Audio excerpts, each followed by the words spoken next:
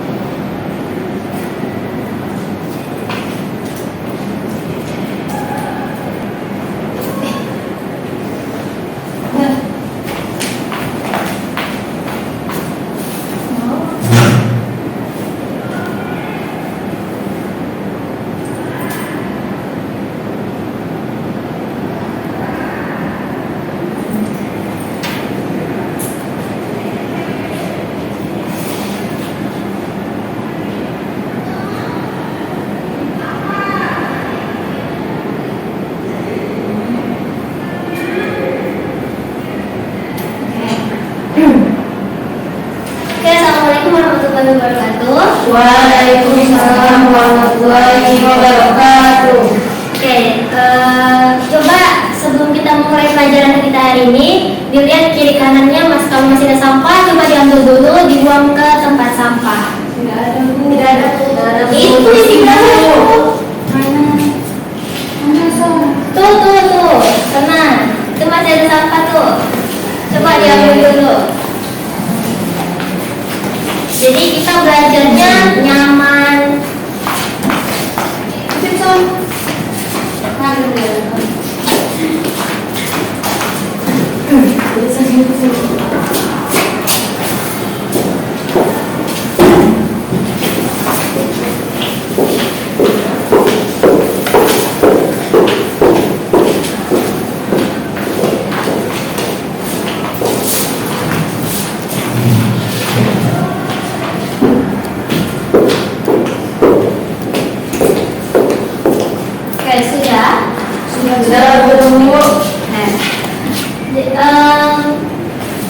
Sebelum kita mulai pembelajaran kita hari ini, Ibu akan mengaksin dulu ketua kelasnya.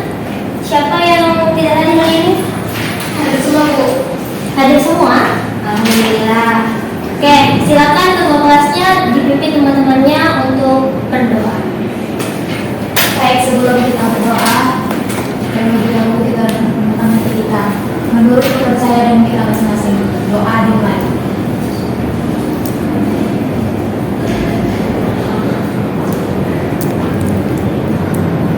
Doa selesai. Baik, karena ini masih pagi dan kelihatannya kalian semua masih ngantuk ya. Jadi kita main game sebentar, gak apa-apa ya? Boleh. Jadi permainannya simpel saja, sederhana. Ini namanya permainan gajah semut. Udah pernah mendengar belum? Belum. Siapa yang pernah? Pernah main? Nggak ada? Oh, nggak ada. Oke.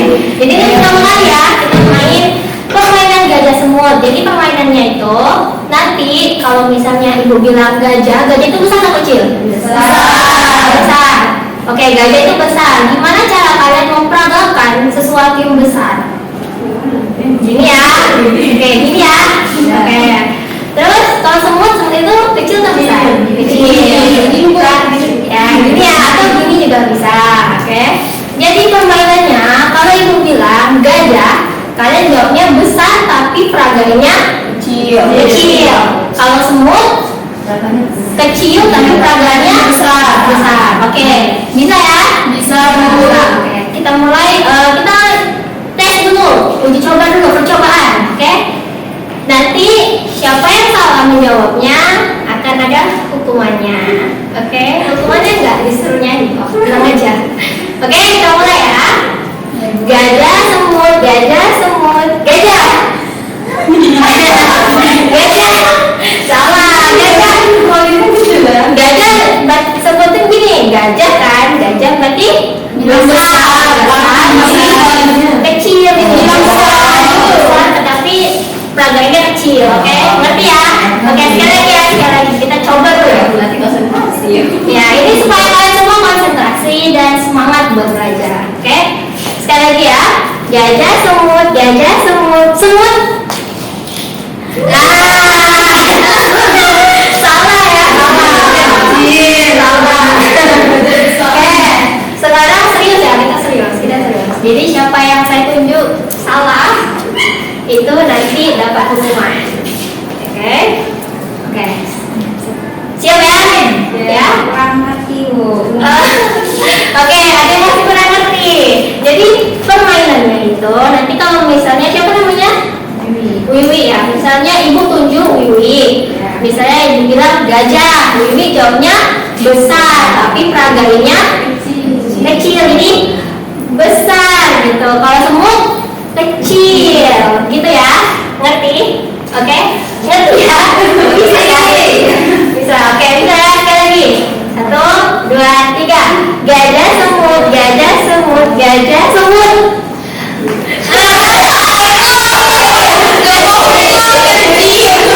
Oke, nanti siapa namanya? Derma nanti akan mendapat hukuman. Saya minta Derma untuk menyimpulkan materi kita pada hari ini. Baik, Bu. Oke, kita langsung saja masuk pada pembahasan kita, yaitu teks cerpen. Coba dibuka dulu bukunya. Dibuka bukunya semuanya. Berapa, Bu? Buka teks cerpen, bab teks cerpen bab berapa itu? 3. Bab 3 ya, Bu? Ya. Oke, udah dibuka semuanya? Sudah, Bu. Jadi hari ini kita akan membahas mengenai teks cerpen. Namun sebelum itu kita flashback dulu ke belakang. Kita ulang materi kita minggu lalu karena materi minggu lalu itu berkaitan dengan materi kita hari ini. Nah, minggu lalu kita sudah belajar tentang teks. Oke.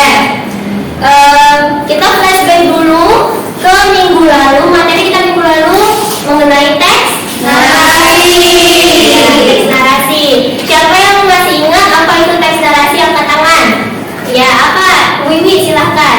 Teks narasi adalah menceritakan peristiwa atau kejadian secara kronologis, dapat berupa fiksi maupun non fiksi. Oke, benar ya. Berseput tangan untuk Wiwi.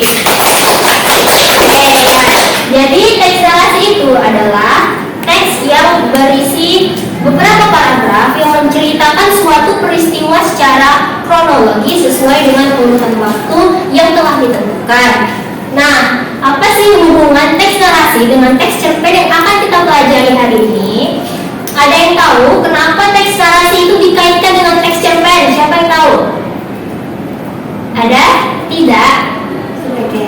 Jadi teks narasi itu adalah kepala dari teks cerpen. Karena di dalam teks cerpen itu kan ada dijelaskan nanti dapat berisi peristiwa atau cerita, dan cerpen itu berisi peristiwa yang diurutkan secara berurutan atau secara kronologis dari awal hingga akhir. Nah, kalau kalian tidak bisa membuat teks narasi, maka nanti kalian akan kesulitan dalam membuat teks cerpen. Nah, oke, sekarang kita lanjut materi kita hari ini tentang teks cerpen.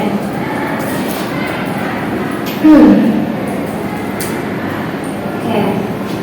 Sebelum itu, Ibu akan membacakan tujuan pembelajaran kita hari ini. Yang pertama, Ibu harap kalian bisa mengidentifikasi unsur pembangun karya sastra dalam teks cerita pendek yang dibaca atau didengar. Yang kedua, menganalisis unsur-unsur pembangun karya sastra dengan bukti yang mendukung dari teks cerita pendek. Yang ketiga, kalian mampu menjelaskan unsur-unsur pembangun karya sastra dengan bukti yang mendukung dari teks cerita pendek yang dibaca atau didengar.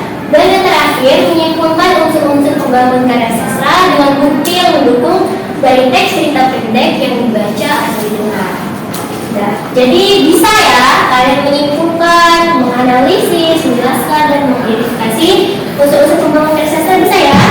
Harus bisa dong. Oke, sekarang cerpen. Jadi sebelum jadi baca dulu, oke. Jadi kalian pernah membaca cerpen? Nah, ya saya yakin kalian semua pasti sudah pernah membaca cerpen. Karena cerpen ini sudah kalian pelajari bahkan di saat kalian sudah menginjak sekolah dasar, ya. Pasti pernah lah membaca cerpen ya. Oke. Coba Siti Nawiyah. Coba menurut kamu cerpen itu apa? Cerita pendek, Bu. Ya, nggak salah ya, nggak salah. Cerpen itu cerita pendek, tapi itu adalah singkatannya. Kalau pengertiannya, cerita yang berbentuk prosa, Bu. iya cerita yang berbentuk prosa. Terus apa lagi? Memiliki satu konflik permasalahan, Bu. Iya, memiliki satu konflik permasalahan. Terus apa lagi? Siapa lagi, Sonia? Ceritanya singkat, Bu. Iya, ceritanya singkat. Ya, jadi cerpen itu merupakan sebuah cerita atau karya sastra berbentuk prosa fiksi yang ketika dibaca itu cukup menghabiskan 10 sampai 30 menit atau biasanya kita sebut dengan sekali duduk saja. Ya. Dan tidak lebih dari 5.000 kata. Biasanya dalam cerpen itu hanya memuat 500 sampai 5.000 kata saja.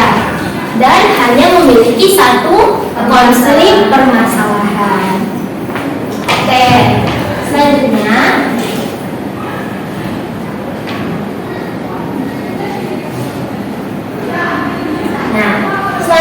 ciri-ciri cerpen.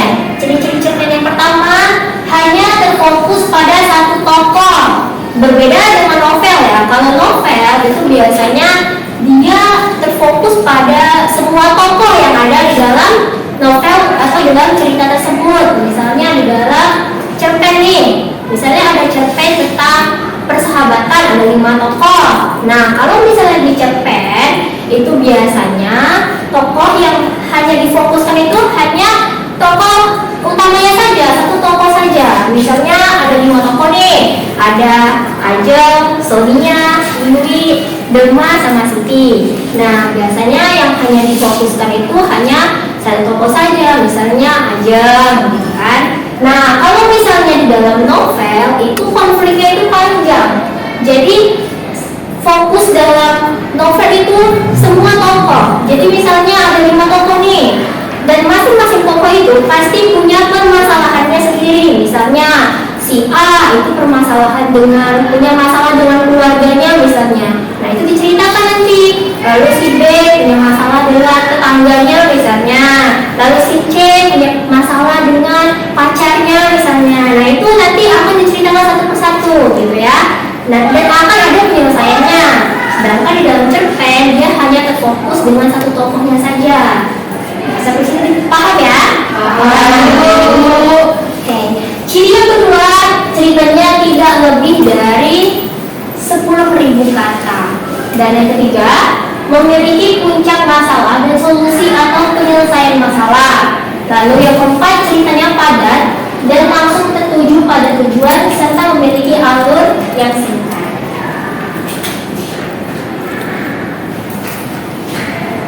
Nah, selanjutnya unsur pembangun cerpen. Ada yang pernah mendengar apa itu unsur pembangun?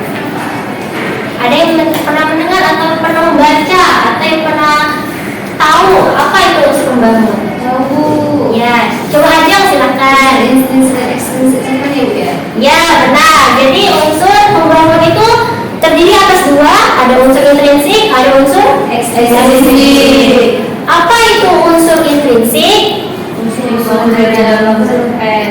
Ya, unsur yang membangun dari Dalam kayak latar. ya, benar. Lalu unsur ekstrinsik. Unsur yang berada dari luar. Ya, unsur yang membangun dari luar cerpen. Oke. Sekarang kita bahas satu persatu ya. Oke, kita mulai dari unsur intrinsiknya.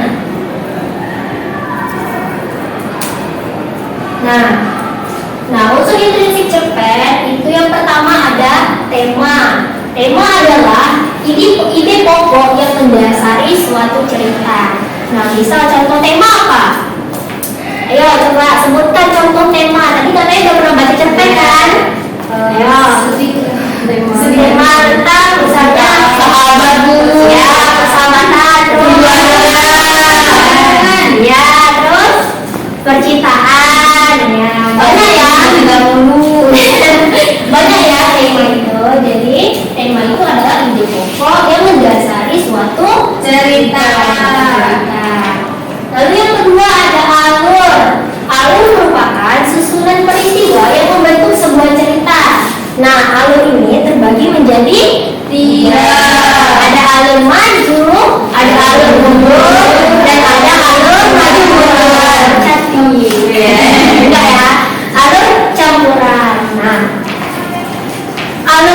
Apa itu alur maju? Alur yang menceritakan cerita berurutan. Ya, benar ya yang dikatakan Sonia. Alur maju adalah alur yang menceritakan peristiwa secara berurutan, mulai dari awal hingga akhir cerita. Mulai dari pengenalan, lalu ada konfliknya, ada penyelesaiannya, hingga ke endingnya. Lalu yang kedua, alur mundur. Nah, apa itu alur mundur? Alur yang menceritakan masa lalu. Iya, iya, masa. Jadi alur mundur itu adalah alur yang menceritakan bukan menceritakan masa lalu ya, salah.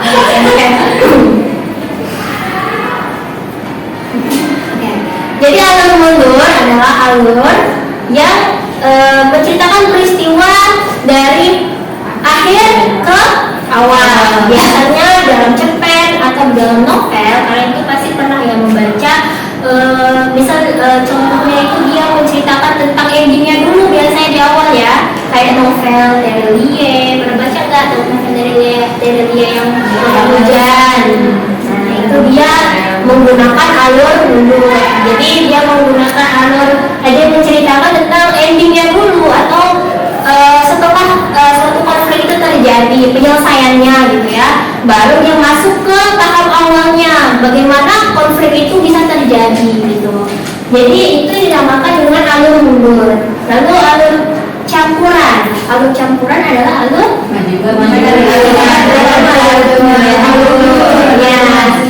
ya benar ya. Jadi alur campuran adalah alur gabungan dari alur maju dan mundur. Nah, tahapan-tahapan alur yaitu yang pertama tahapan pengenalan situasi cerita, lalu yang kedua tahapan pemunculan masalah atau pemunculan konfliknya, lalu setelah ada masalah, yang ketiga tahapan perkembangan konflik, setelah itu tahapan klimaks atau puncak konflik, dan tahapan penyelesaian konflik. Oke, selanjutnya unsur intrinsik yang ketiga yaitu latar. Tahu latar? Tahu. Apa itu latar? Tempat terjadinya suatu cerita. Benar, kalian membaca ya. Jadi latar itu tempat terjadinya suatu cerita. Ada berapa latar? Ada tiga. Ada tiga. Yang pertama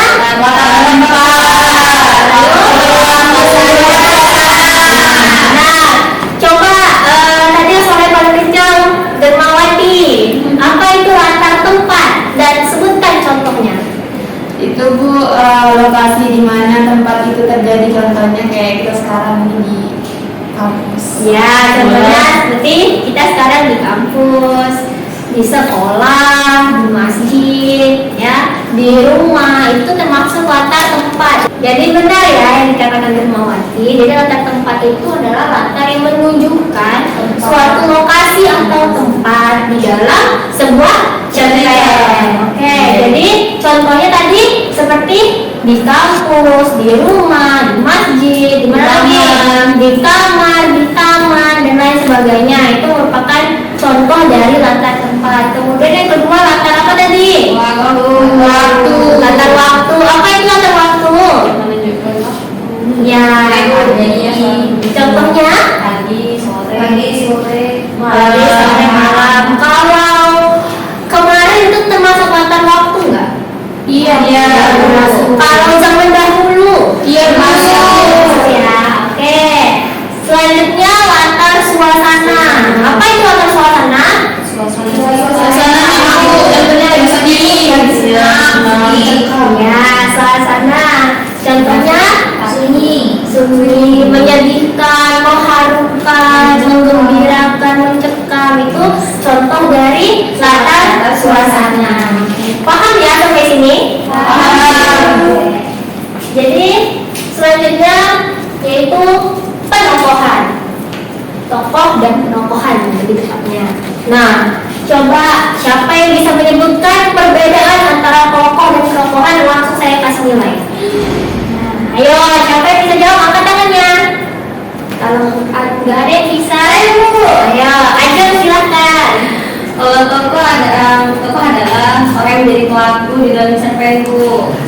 menjelaskan penokohan adalah pengarang yang mengangkat tokoh atau pelaku dalam cerpen. Ya benar, teman aja. Jadi singkatnya atau simpelnya atau sederhananya, tokoh itu adalah pelakunya, sedangkan penokohan adalah watak dari si tokoh tersebut. Misalnya ibu mau membuat cerpen nih, ibu membuat cerpen, tokohnya adalah Wiwi misalnya. Nah, di dalam cerpen itu ibu menggambarkan Wiwi itu sebagai anak yang dermawan, suka menolong, soleha, rajin beribadah. Ya, nah itu berarti termasuk pada tokoh. Ya, tokohnya siapa? Wiwi. Oke, paham ya? Paham. Oke. Unsur intrinsik yang kelima adalah sudut pandang atau point of view. Nah, sudut pandang adalah posisi pengarang dalam membawakan cerita. Jadi sebenarnya sudut pandang itu ada banyak macam. Tapi untuk kalian di kelas 9 ini, kalian cukup pahami dua ini aja. Sudut pandang orang pertama dan sudut pandang orang ketiga. Jadi udah bisa bedain belum sudut pandang orang pertama dan ketiga? Belum bisa ya? Oke.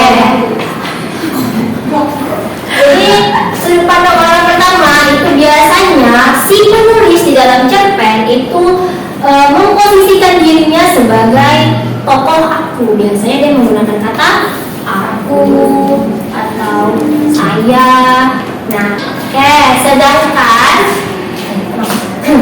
Sedangkan sudut pandang orang ketiga itu adalah sudut pandang di mana si penulis itu memposisikan dirinya sebagai luar cerita. Dia biasanya menggunakan kata ganti seperti Dia, mereka. atau biasanya menyebutkan nama tokohnya seperti misalnya Ajeng sedang berlari di pasir pantai, misalnya gitu ya.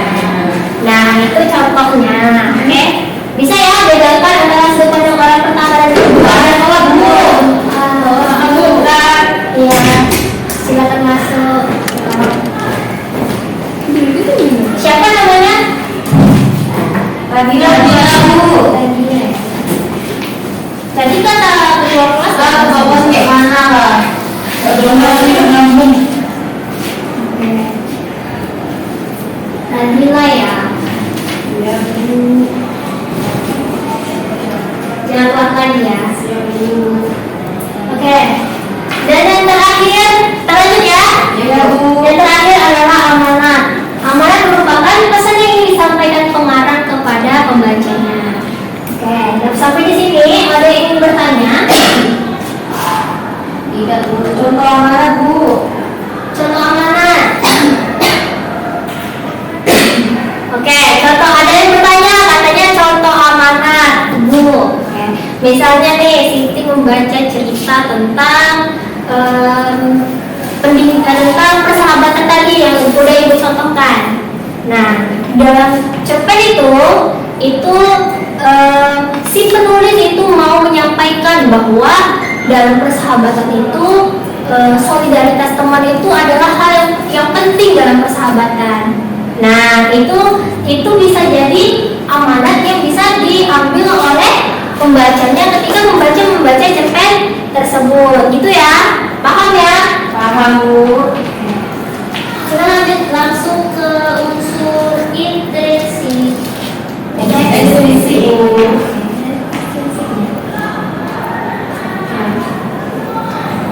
Selanjutnya unsur ekstrinsik. Tadi unsur ekstrinsik itu apa?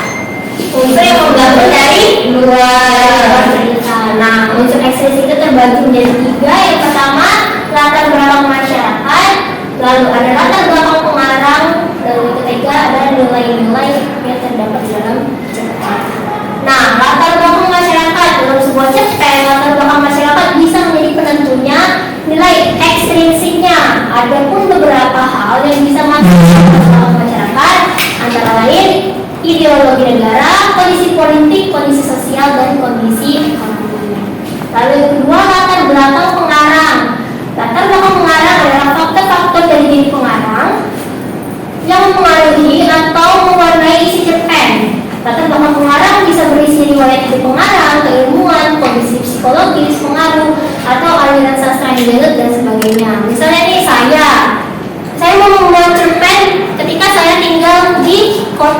negara Indonesia, tapi ibu mau membuat cerpen dengan latar di kutub utara misalnya. Nah, karena ibu tinggal di Indonesia, tentu ibu tidak bisa menjelaskan secara detail bagaimana sih kutub utara itu, karena ibu tidak pernah pergi ke kutub utara. Nah, itu dinamakan sebagai latar belakang penulis atau pengarang ya, latar belakangnya. Jadi pembaca pun tidak akan mengenal gitu ketika ibu menceritakan tentang kutub utara dalam cerita tersebut. Beda lagi kalau misalnya ibu pernah ke kutub utara, ibu bisa menjelaskan secara detail apa aja yang ada di kutub utara, rasanya bagaimana, gitu ya. Ya, Bu. Oke, yang ketiga yaitu nilai-nilai. Nilai adalah nilai yang merupakan unsur eksistensi. Nilai tersebut meliputi nilai moral, nilai agama, nilai sosial, nilai budaya, nilai pendidikan, dan nilai etika dan politis. Oke. Nah, nilai moral. Nilai moral adalah nilai yang berkaitan dengan perilaku baik buruknya seseorang. Contohnya apa? Sonia jahat. Sonia jahat katanya. Sonia jahat ya? Iya, Bu. Oke, terus nilai agama. Nilai agama adalah nilai yang berhubungan dengan kepercayaan yang dianut. Lalu nilai sosial. Nilai sosial adalah nilai yang ada dan terkandung di dalam cerita kehidupan masyarakat. Lalu nilai pendidikan atau nilai edukasi, yaitu nilai yang terdapat perubahan tingkah laku seseorang menjadi lebih baik. Lalu nilai etika, nilai yang berkaitan dengan sopan santun terhadap sesuatu. Lalu nilai politis adalah nilai yang berhubungan dengan pemerintahan, dan yang terakhir nilai budaya, yaitu nilai yang berkaitan dengan adat istiadat sebagai masyarakat. Oke, sampai di sini ada pertanyaan atau ada penjelasan ibu yang kurang jelas? Tidak, Bu, jelas. Jelas ya? Yakin gak ada yang bertanya nih? Kalau gak ada yang bertanya, ibu kasih tugas. Tugas. Iya. Ayo coba dibuka dulu semuanya. Buka halaman 98. Sudah? Sudah, Bu. Oke, di situ ada cerpen tentang dosa dan pahala. Nih yang ini ya. Ya, Bu. Nah, sekarang ibu minta kalian semua baca dulu cerpennya, kemudian analisis unsur intrinsik dan ekstrinsiknya. Bisa? Bisa, Bu. Bisa. Oke, ibu kasih waktu jam berapa sekarang? Kumpul sekarang, Bu. Iya, kumpul hari ini ya. Kumpul sekarang juga. PR, Bu. Ibu kasih waktu 30 menit, kerjakan sekarang. Jangan ribut. Oke, ada yang udah selesai tugasnya? Sudah, Bu. Sudah selesai, silakan dikumpul di sini. Bu, Sonia nanti saya, Bu. Itu ya, sudah sama aja. Yang nanti nggak ibu kenal. Iya, Bu. Pasti dapat, tidak ada. Ada yang kecil. Jadi yang baca sama nggak saya selesai ya? Enak ada yang mau dijual, saya mau pikir. Oke, terima kasih. Oke, terima kasih semuanya. Tadi kan kita sudah bermain games ya. Siapa tadi yang kalah? Mati, silakan maju ke depan. Simpulkan materi kita pada hari ini sebelum ibu menutup pembelajaran. Iya, maju semua. Ya udah, apa di situ aja. Bandel kok dia. Silakan dan semuanya kasih poin, Bu. Semuanya mau memperhatikan temannya berbicara. Mati kan gue. Sini. Please, ada yang pulang ini. Oke, silakan. Dalam kesimpulan pembelajaran kita untuk hari ini dapat saya simpulkan bahwa cerpen atau cerita pendek merupakan prosa fiksi yang menceritakan tentang suatu peristiwa yang dialami oleh tokoh utama. Nah, di sini juga ada unsur intrinsik, yaitu unsur yang membangun cerpen dalam Ada tema, alur tokoh, penokohan, latar, sudut pandang, dan amanat. Ada juga unsur ekstrinsiknya, yaitu unsur yang membangun cerpen dari luar, seperti latar belakang masyarakat, latar belakang pengarang, dan nilai-nilai. Oke, terima kasih Dermawati. Semuanya bertepuk tangan buat Dermawati. Cerpen ya, cerpen, bukan cerpen. Cerpen. Ya, cerpen ya, cerpen bukan cerpen. Oke, cool. Tapi kalau bilang ajeng, Bu. Ajeng. Oke, jadi kesimpulannya Ajeng. cerita pendek merupakan cerita prosa fiksi yang hanya memiliki satu konflik permasalahan, lalu hanya memiliki 500 sampai dengan 5.000 kata. Oke, dan hanya terfokus pada Satu tokoh saja. Nah, dalam unsur intrinsik, di dalam cerpen itu ada unsur intrinsik dan unsur ekstrinsik. Unsur intrinsik tadi apa saja? Latar, tema, terus tokoh dan sudut pandang, terus dan terakhir yang ada 3 alur. Oke. Unsur ekstrinsik tadi apa aja? sosial. Nilai-nilai, lalu latar belakang Masyarakat. latar belakang pengarang. Oke, terima kasih semuanya. Beri tepuk tangan buat kita semua. Oke, Ibu rasa cukup untuk hari ini. Untuk minggu depan, Ibu minta kamu semua membuat cerpen karya kalian sendiri. Bisa ya? Temanya bebas, Bu. Temanya bebas, boleh tentang percintaan, mungkin ada yang punya pacar, mau cerita tentang pacarnya. Bu. Boleh tentang apa saja, mungkin ada yang pernah ketemu hantu, mau cerita tentang horor. Bu. Ya, apa aja ya? Bebas ya? Oke, Bu. Oke. Minggu depan Ibu minta kalian bawa cerpennya, lalu presentasi dan bacakan cerpennya di depan kelas. Bisa ya? Bisa, Bu. Oke, rasa cukup untuk materi kita hari ini. Tadi ketua kelasnya siapa? Sonia. Sonia, silakan pimpin teman-temannya untuk berdoa, kita pulang. Silakan kepada teman-teman, mari kita berdoa menurut kepercayaan kita masing-masing. Doa dimulai.